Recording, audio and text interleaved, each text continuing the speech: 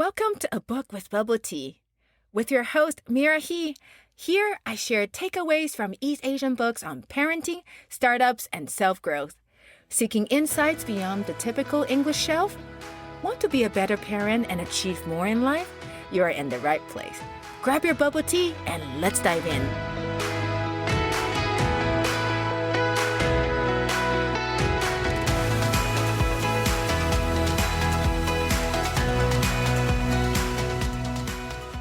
Hi everyone, welcome to a new episode of A Book with Bubble Tea. I'm your host, Mira He. How's everyone doing? How are you guys?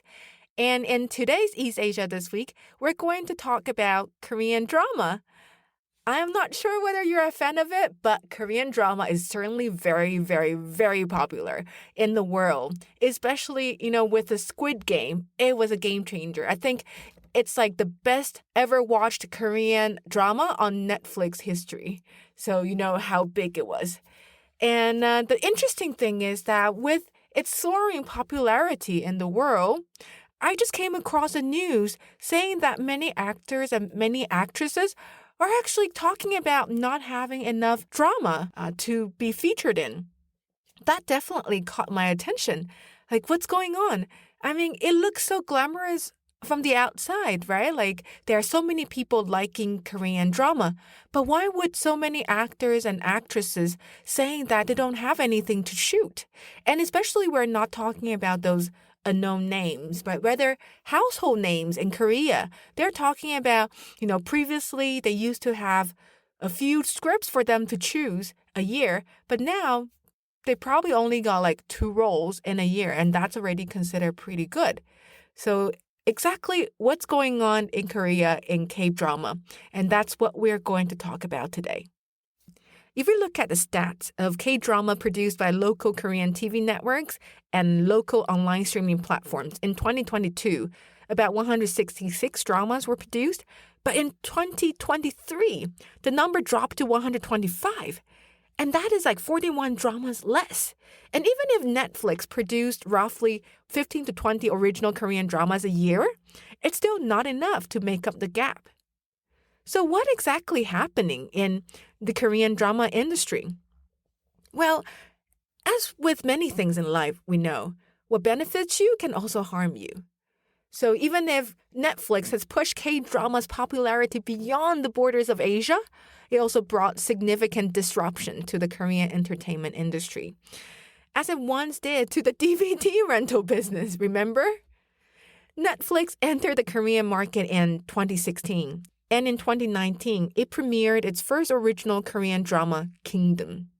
Because Netflix main subscribers are non-Korean, so Netflix needs to adapt the production of Korean dramas to its US market, meaning they're more acceptive of a wide range of scripts that may not have had a chance to be funded for production in Korea, like Kingdom, which is a zombie film, or even Squid Game, which is a survival thriller. I cannot imagine watching them on local Korean TV networks, to be honest.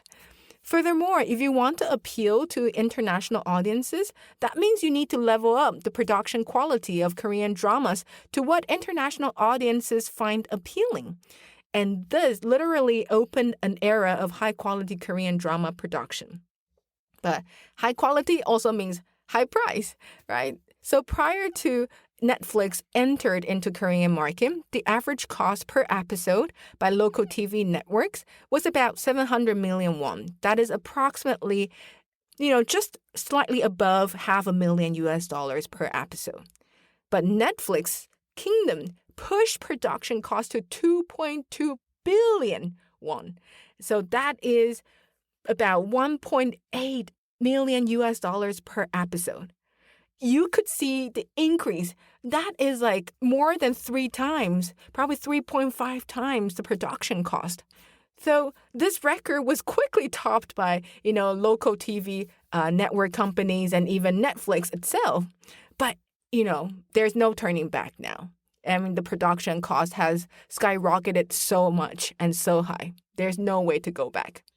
However, when you examine closer to the production cost or the rise of the production cost, apart from those investment in improving the quality, a huge part actually goes to the production staffs and actors and actresses' pay. So, what exactly happened there? Korean environment, or should I say Korean working environment, is known to be quite harsh. And it really doesn't matter which industry you're in. Like working in Korea is never easy. But in 2019, I think there was an incident that a prop department member died from a brain aneurysm caused by overwork on this kingdom drama. This led to a wide demand to standardize labor contracts for a better working environment. Among all, actors and actresses also said their working environment is very harsh. They have to accommodate very tight schedule. And a lot of time, they also overworked as well. So they also need to have a pay rise. But more so than the working environment, they feel they need a compensation for higher production costs in other aspects of the drama production, and particularly with their increasing popularity worldwide based on their performances. So they are demanding for higher pay. Especially after Netflix entered the Korean market, it also introduced a new benchmark for Korean actors and actresses to compare their pay internationally, pushing them to negotiate for higher pay, even with domestic projects as well. Just to give you an example, in 2018, there is a famous Korean actor called Byung-hyun Lee. He received a staggering 150 million Korean won per episode for appearing in Mr. Sunshine, this Korean drama. And that is about 125,000 US dollar per episode. And back then, the entire Korean society was abuzz about his high salary, high pay. However, by 2024, if you check the list of the highest paid actors and actresses, he's only ranked at the bottom number 10. The number 1 spot went to the former main actor in Squid Game, Lee Jung-jae, whose pay rose from 300 million Korean won, so that's about 250,000 US dollar, in Squid Game, to 1 billion Korean won. That's approximately 833,000 US dollar in Squid Game's sequel.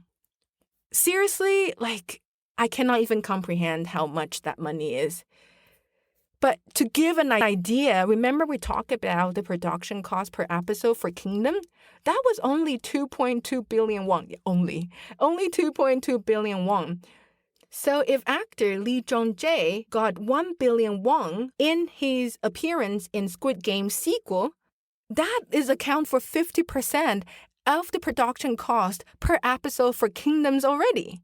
So you can imagine how high the Korean actors' pay has risen in the past 6 years. That is 6.6 times, increase in the ceiling price of Korean actors' pay. Local TV network companies and streaming platforms in South Korea definitely feel the pressure. They definitely feel the heat. They used to be able to secure extra funding by working with local streaming companies to match their games.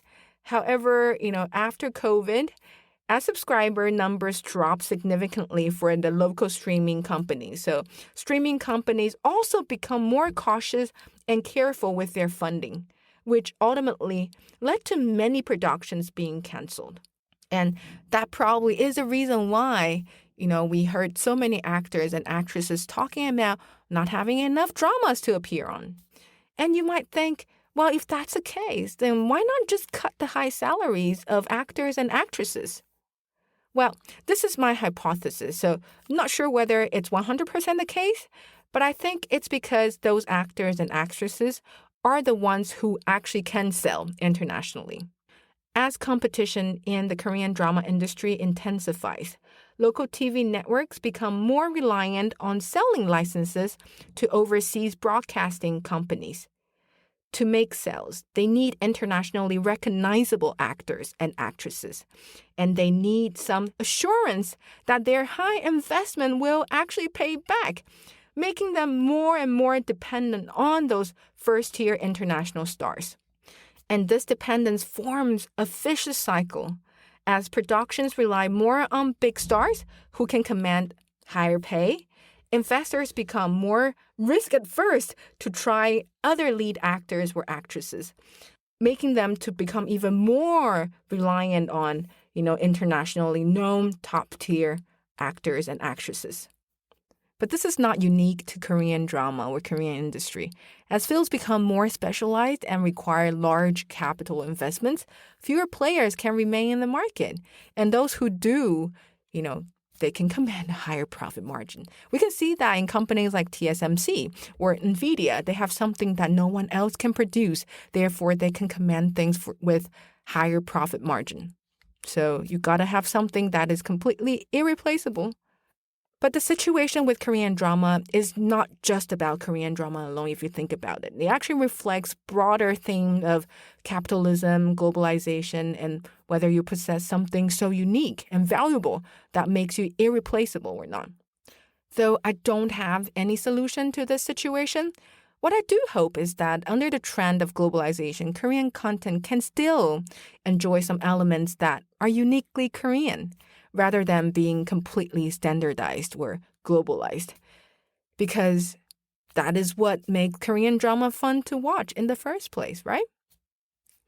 All right, so this is the episode today on East Asia This Week about K-drama. I hope you enjoy it. And if you do, please do follow us, subscribe to our YouTube, podcast, Spotify. I would love to hear from you. This is Mira. Let's continue enjoying our bubble tea.